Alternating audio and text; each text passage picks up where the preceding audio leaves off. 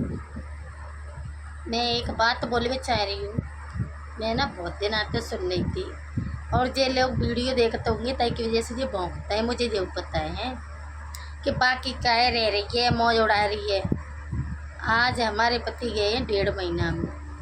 हमसे पूछो अकेले कैसे रहते हैं इन 2 बच्चों को लेके, एक ये एक वो है, ठीक है।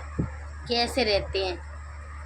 कोई परदेश में रहने वाले को ना कोई एक माचिस की तिल्ली भी नहीं देनी आता। तुम्हारी का जीभ उठाई पटक दी है।